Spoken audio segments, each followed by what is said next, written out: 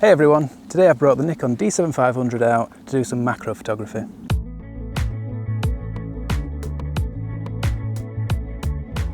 Okay, so I've come out to my local area. If you've seen any of my macro videos before, you'll know that I normally use my Nikon Z7 with the Tokina 100mm. But to use that, I have to use the FTZ adapter so that the F-mount lens will go onto the Z body. Today I thought I'll do something a bit different. I brought out my Nikon D7500. And that means I can put the Tokina 100mm 2.8 lens directly onto the body. And the advantages of that are that A, it autofocuses, which it doesn't on the Z body. B, I get a bit more focal length, I get a bit more reach with it because it's 100mm, but on the DX crop sensor body, that gives me 150mm. So I can get a little bit further away from my subject and it won't scare them, might get a better shot that way. And also, on a crop sensor camera, it means that the depth of field is not as shallow as it is on a full frame. And that's the benefit with macro because you're working with such a shallow depth of field anyway with the types of lenses that you have to use and how close you are to your subject. It can be really difficult to get a good shot. So having just that little bit extra depth of field can be a benefit as well. So yeah, there's a few butterflies around, a few different insects, hoverflies and things. So I'm going to see what I can find. I would normally come out in the morning or in the evening. It's a bit cooler and the insects are a bit less active at that time.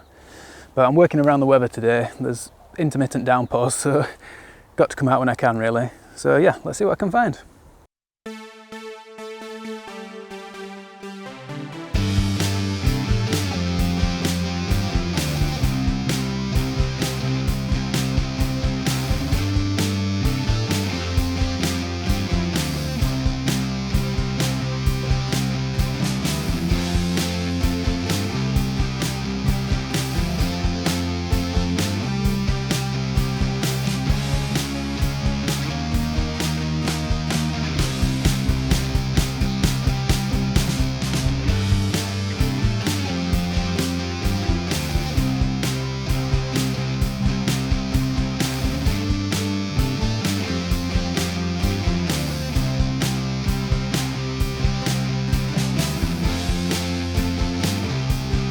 Okay, so at the moment I'm just shooting handheld. The butterflies and things are pretty active, so I'm not going to get much joy out of using my tripod. I think by the time I set my tripod up, they'll be gone. So I'm having to use quite a high ISO to make sure that my shutter speed's high enough to capture those and I don't get much motion blur while I'm using the camera handheld. And also I'm having to use quite a high F number. Like I said before, depth of field with macro is really shallow.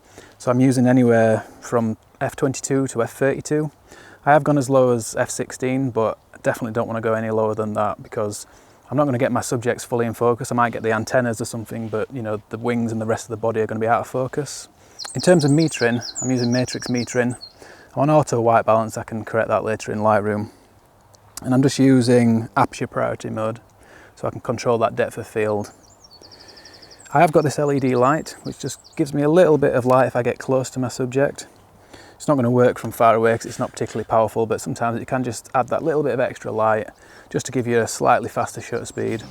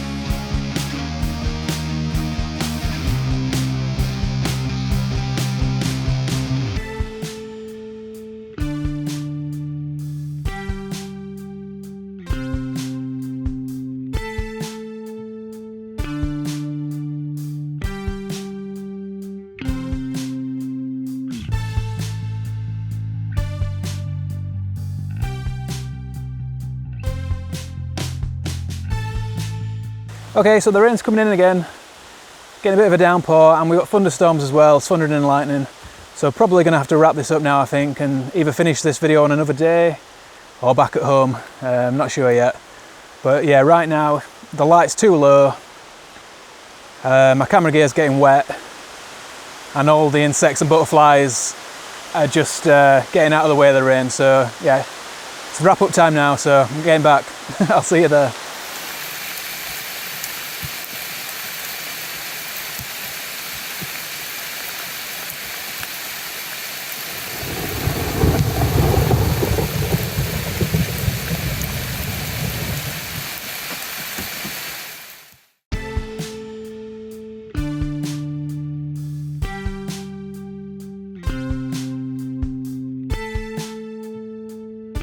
Okay, so it's 4 days later now. I got caught in really bad weather last week, just in the middle of a storm basically, and I couldn't film in that, so I had to wrap up. But I wanted to come out again today because I had one more thing I wanted to talk about when using the D7500 with macro photography, and that's situations where you're going to mount on a tripod. So like I said earlier, if you're using high shutter speeds, which is generally a good idea if you're taking pictures of insects and butterflies and things that are quite active and moving around, it's not really going to matter if you're handheld and you get a little bit of motion blur, because the high shutter speed is going to compensate for that and you'll get a nice sharp shot anyway. But there are some times where it might be low light, or you want to take a shot of something still like this flower here and you want a really low ISO to really get the benefit from not having the grain in the image. Or perhaps you want to focus stack, and I'm not going to go into focus stacking in this video because I've done plenty of videos on that before. I'll link to one up top here. But if you're doing that kind of thing, you are going to need to mount it on a tripod. And if you're using a DSLR, which has got the mirror inside, I find it beneficial to use the mirror up mode. So the D7500 does have that. It's got a little dial here, the mode dial, and when you turn that to MUP, that will set it into mirror up mode. And what that means is that when you press the shutter button once, it will lift the mirror up, so it's ready to shoot. Press it a second time and that'll take the shot without having to kick up the mirror, because that kick from the mirror can really just cause a little bit of vibration. And my tripod's pretty stable, but even still, with that kick from the mirror, it can just cause a little bit of vibration at slow shutter speeds, and that's going to cause problems. So yeah, like I said, use the mirror up mode. And just to be double sure, I'm using the MLL3 remote control from Nikon as well. So that means I don't even have to touch the camera, and that's going to reduce even more shake and vibration. So once you've selected mirror up mode, you can go into the camera menu, go down one to photo shooting menu, then across, and the quickest way to get to what we want is to press up. And you'll see here we've got remote control mode MLL3. Click OK on that one, and then you want remote mirror up. So select that, and then the remote will work exactly the same way as the shutter button. So you press once on the remote button to lift up the mirror, and then you press the little button again to release the shutter and take your picture. And just a little tip with this as well is, when you point this at the camera and click your button to take the shot, don't do it at the back of the camera, because the infrared sensor is on the front, so you need to point this at the front of the camera to take your shot. So I'm going to get a shot of this flower now and we'll see what that looks like.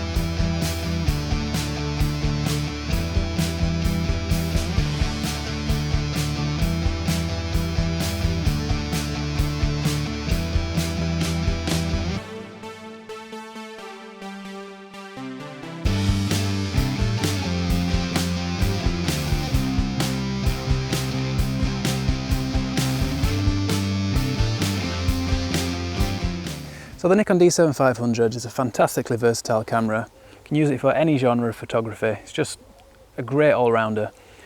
And hopefully I've demonstrated today that it's also really good for macro. In fact, the Tokina 100mm 2.8 macro lens pairs better on this body than it does on my Z7. So I think going forward I'm going to use this body for all my macro stuff until I can get some Z macro lenses at least. And that's about it for this video. I'm going to wrap up now. Just want to say I've been experimenting with the drone footage. I've got a drone recently and I've been trying that out. Hopefully you've liked some of the footage that I've used in this video. Still getting to grips with it, but hopefully going forward I'll get a bit better with that and it'll just add a nice extra angle to my videos. And the other thing is that I've recently passed 1,000 subscribers on my channel.